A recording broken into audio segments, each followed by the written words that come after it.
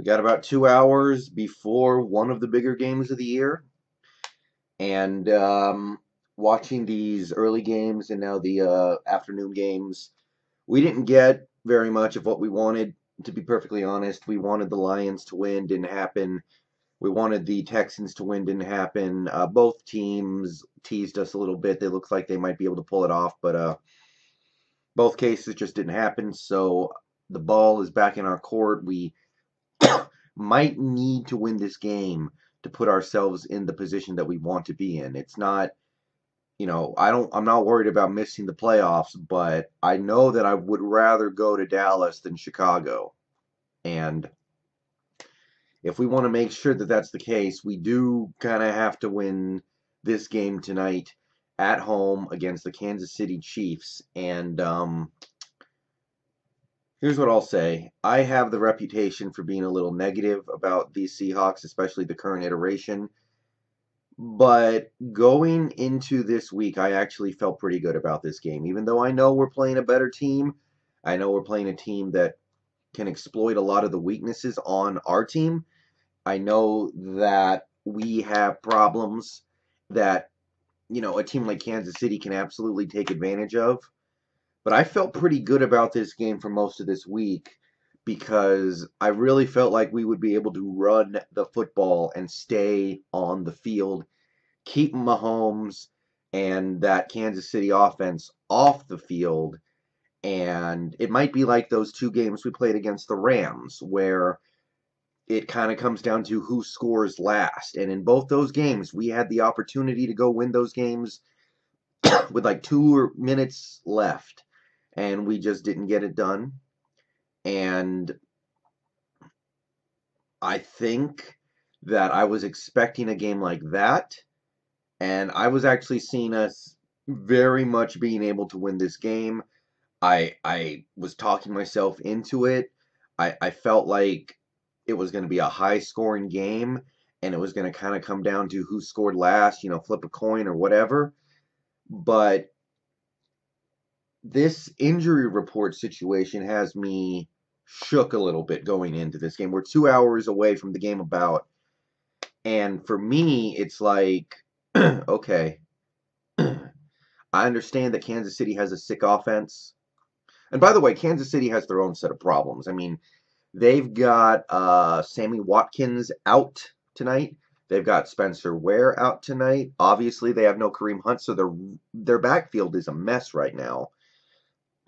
So their offense, which has been one of the best in the league so far, it's not at full strength either. But I knew that even with that, Mahomes and Kelsey and Tyreek Hill, they were going to put up points on us. I knew that going in, but we now know we got no Tedrick Thompson. Bradley McDougald didn't practice all week. Jaron Reed didn't practice this week, apparently. It's not good. Definitely not what you need right before you play a team like the Kansas City Chiefs, who loves to, send Tyreek Hill on, streaks down the middle of the field. Just love to throw the deep ball. Love to challenge your team's safeties and cornerbacks. And by the way, Shaquille Griffin, although I know he's going to play tonight, I'm sure he's going to play, he had a bit of an injury this week. So it's like, that's really not what we needed going into this game, where I already expected this KC offense to drop some serious deep balls on us. I love what the Kansas City offense is doing. I love the way they've structured it. If you're like me, a guy like me has always kind of been terrified of what might happen if Andy Reid ever got his hands on a good quarterback. Because, if you want my take, Andy Reid has made his whole career making shitty quarterbacks look good. McNabb sucked. Alex Smith sucked. He made both those guys look way better than they were. I think those are two crap-ass quarterbacks that he completely made into guys who look like Pro Bowlers. You got the guys who everybody knows sucks because they went other places and were terrible, like A.J. Feely and Kevin Cobb. He got second-round picks for both of those guys, and they never did anything after they left him. And now he finally got that quarterback that I think is just legitimately good on his own. He didn't need Andy Reid to make his career. Mahomes would have been good no matter what, but with Andy Reid, he's an MVP candidate, and I think he's going to win it. So for me, that is terrifying, and it happened. It has happened. Andy Reid now has a legitimately good quarterback that he doesn't have to work around how, horribly inaccurate McNabb was or how Alex Smith is just a check down artist. He had to work around all that shit. Now he doesn't have to do that anymore, and it's terrifying. I'm so glad they play in the other conference. I really am. But that's not what we need to be dealing with when we're talking about both our safeties being out and Jerron Reed being out potentially. I don't know if he's going to play or not. Shaquille Griffin should play, but he's not 100%. I see Kansas City dropping a lot of points on us tonight. That's for sure. I know we came up big and nutted up against the Vikings, but this is a different beast. Totally different situation. Now, our offense, I think we're going to be okay. I think we're going to score some points. Kansas City's defense is not good.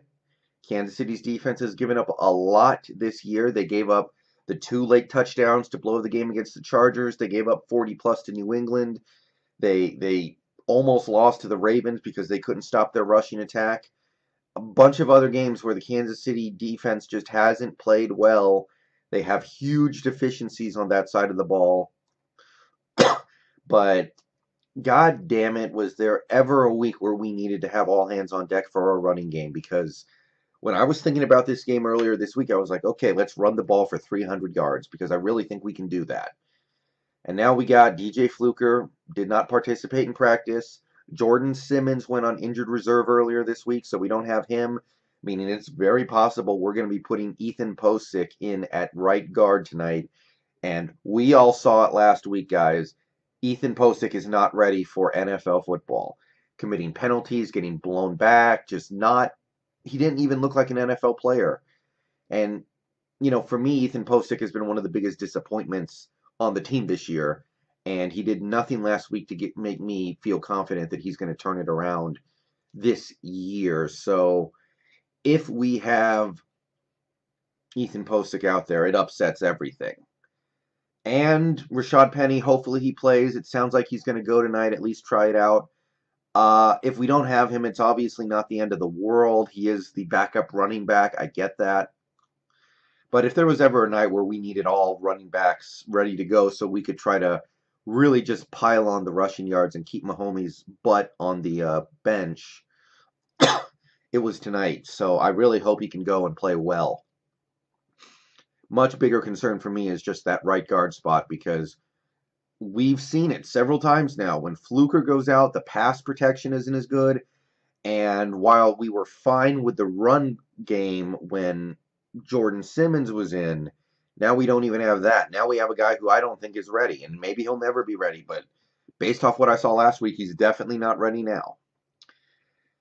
So, not feeling the most optimistic about that.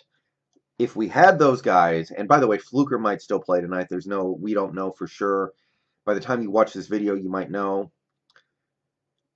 It's tough for me to see us putting up enough points and running the ball effectively enough to win this game. But I still don't feel terrible about this game.